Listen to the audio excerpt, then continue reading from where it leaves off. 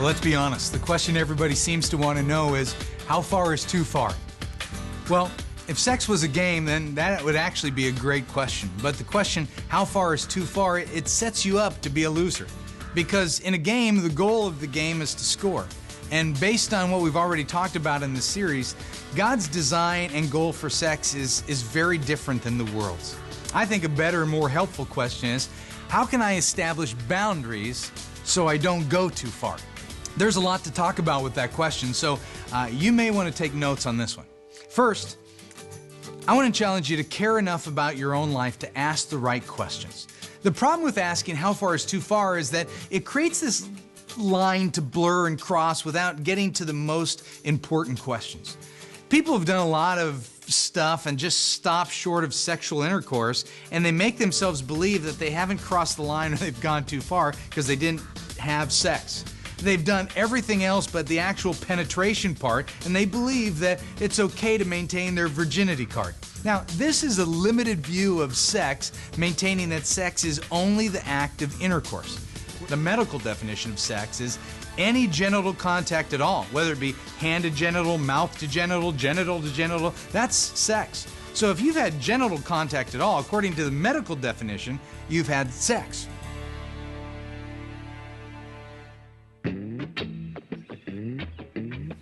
When I was younger, I was called fat a lot by my brothers, and when I came out of kind of my awkward stage or having braces and all of that, I discovered this whole new me.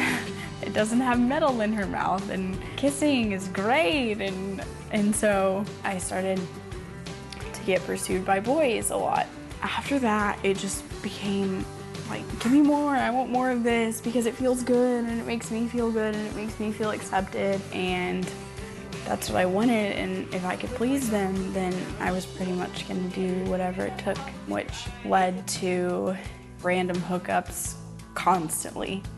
Probably about 6 or 7 or 8 guys hook up. It's kind of like a one-night stand without the sex, but that's all it's without, pretty much. Phone sex with guys is kind of the big thing in my past. That's stuff that I did want to do, kind of, because it made me feel good. So it was really hard because I knew who I was and I knew what I was doing, and I knew that those two things didn't really match up. And so every time like I would get home from a hookup, or every time I would like get off the phone with someone or something like that, I would just be like, this is not you, this is not you, this is not you. Like, what happened to that person who was on the right track with God? Even though I was very, like, I did put myself out there a lot, I still had boundaries because I still had, you know, the little bit of self-respect I had left when I was doing that. I still kept that strongly. The real turning point for me was when I had another one of my little nights out with a boy, and I had crossed those boundaries with him. And I was full of regret, and I ended up having to go home with my tear-stained face and my mom asking me what happened. And I told her everything that went on and thought she was gonna get mad. All she did was just comfort me and hug me and be there for me. And it's hard to face the past, and it's hard to face those regrets, but she's really helped me. My friends have really helped me in just keeping up the accountability. Obviously, I still have those same struggles and the temptations that I have to fight, but my want and my desire to change was more than my desire to go back to the person that I was.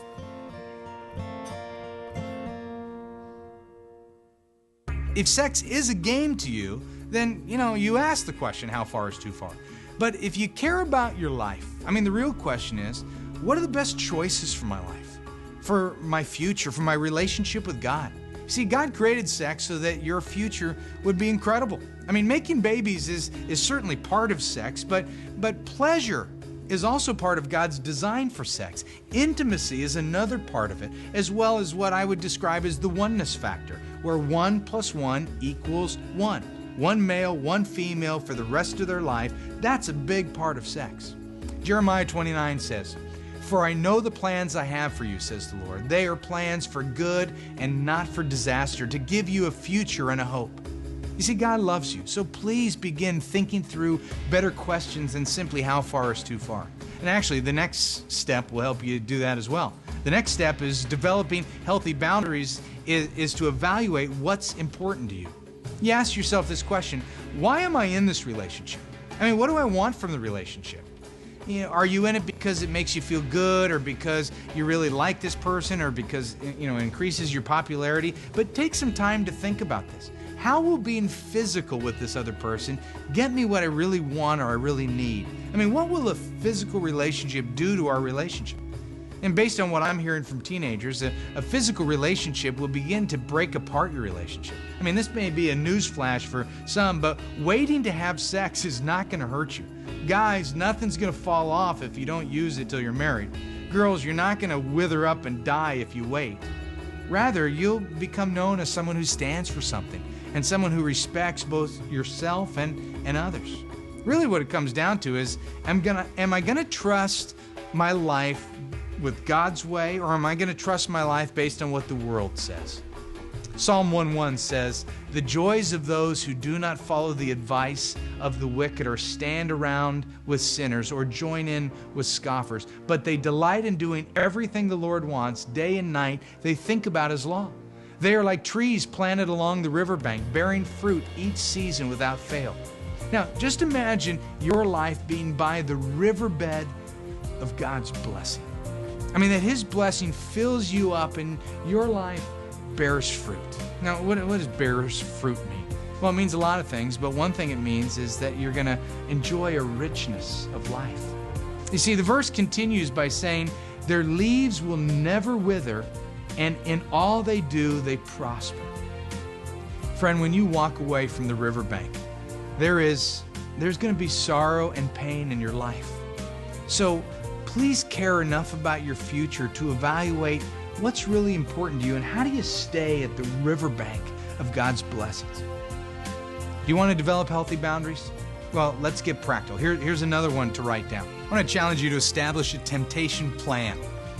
1 Corinthians 10:13 tells us that everyone is tempted.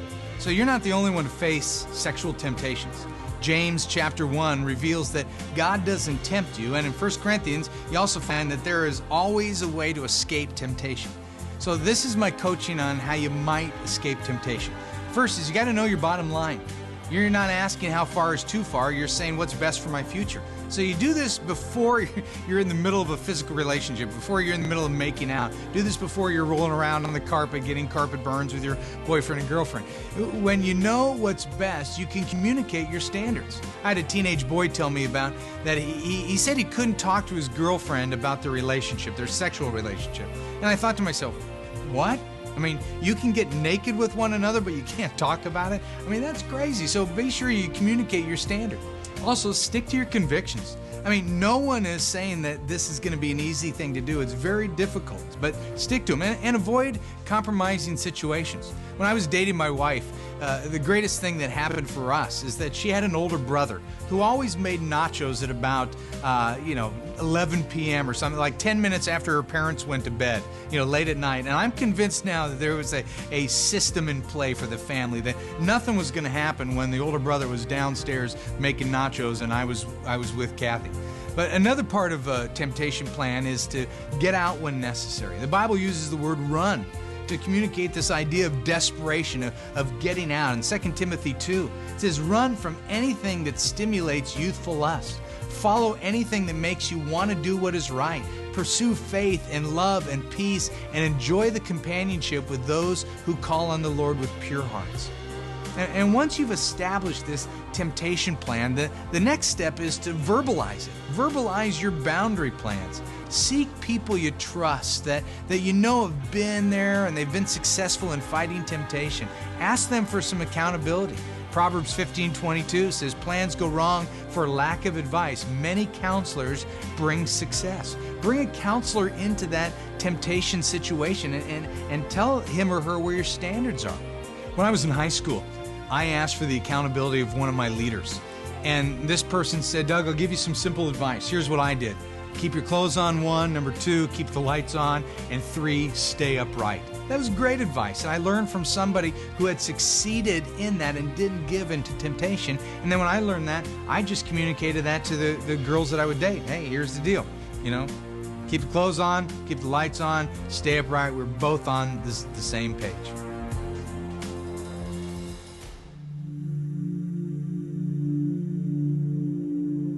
Biggest struggle is probably addiction to pornography. Somebody at school had talked about, looking at things on the internet, and I was like, well, I've never done that.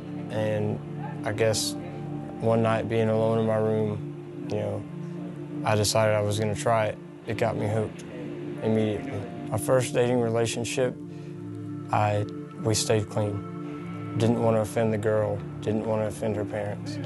And so it stayed clean. Next relationship that I found myself in, it turned into something really bad really quickly because of pornography. It took the wrong turn because I wanted more. The kiss felt good, but I needed more. I desired more, and I wanted to stay on the outside of clothing. I thought, it's okay if I stay outside of her clothes because I'm not actually bringing my body to hers. I'm not touching my skin to hers. It's all right. And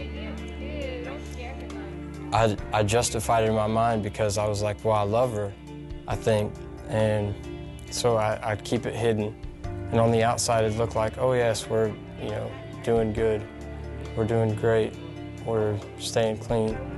But really, it was every day that we were hanging out was a struggle, and so I had to end it, and I did.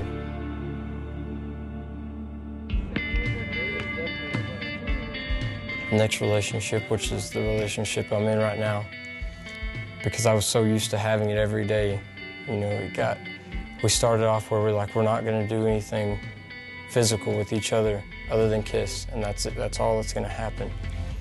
And for some reason, we started into something more, and we'd kiss longer, and kissing longer led to making out, and making out, as I said, leads to moving the hands around, and then that just takes it to a different level.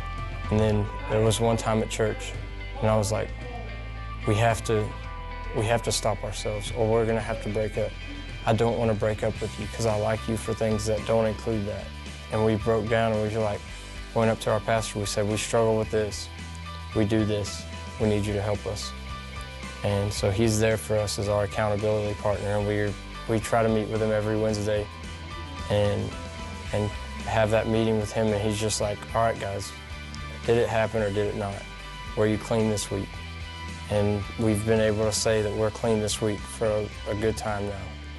I have not had sexual intercourse with anyone yet, but I've gone, almost everything but that. And I regret it now.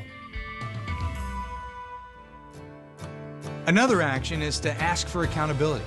Tell a friend, a mentor, a small group leader, whoever it is that you trust that is going to care for you on a regular basis. Just ask for help. The Bible encourages friendship and accountability.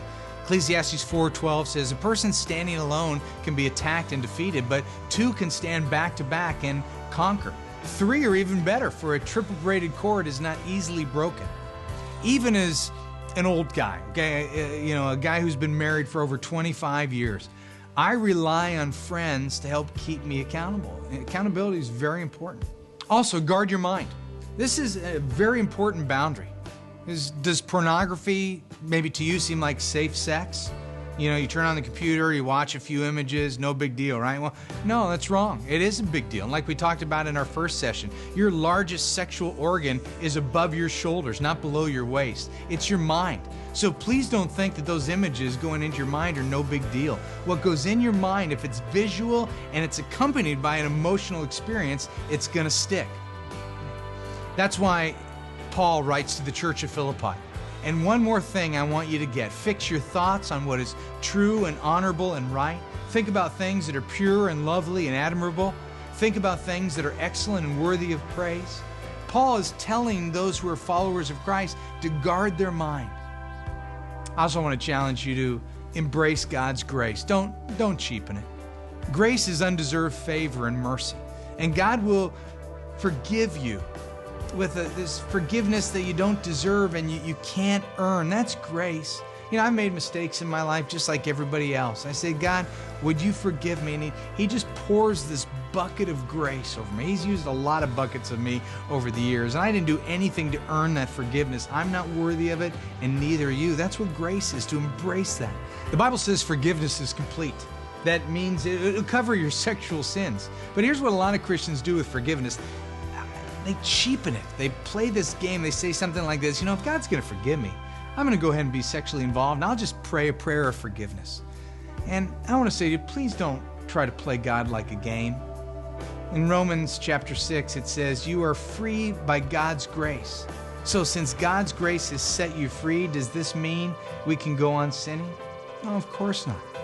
See, I know that if I break my leg, that I can go to a doctor, get a cast, and the leg will heal. And then I can break it again if I want, get a cast, it'll heal again. And to the eye, it'll look like it's healed, but what I can't see is the scarring and the bone and all the damage that's been going on. And maybe I don't walk as straight as I used to. That same idea, every time you mess up and you say, I'm just going to be forgiven, you know what happens? You're spiritually scarring yourself. That God's grace is this incredible gift. Jesus hung on the cross for your forgiveness. Don't cheapen His grace by playing that type of game. I also want to challenge you to review these notes. Some of you watching, you may not be ready for this material yet. Maybe it's too deep and too heavy right now. Maybe it doesn't make sense because you haven't been in a relationship yet. That's okay. Just hang on to these notes. There'll be a time when you need to come back and review them. And my goal in all this is just to save you some pain.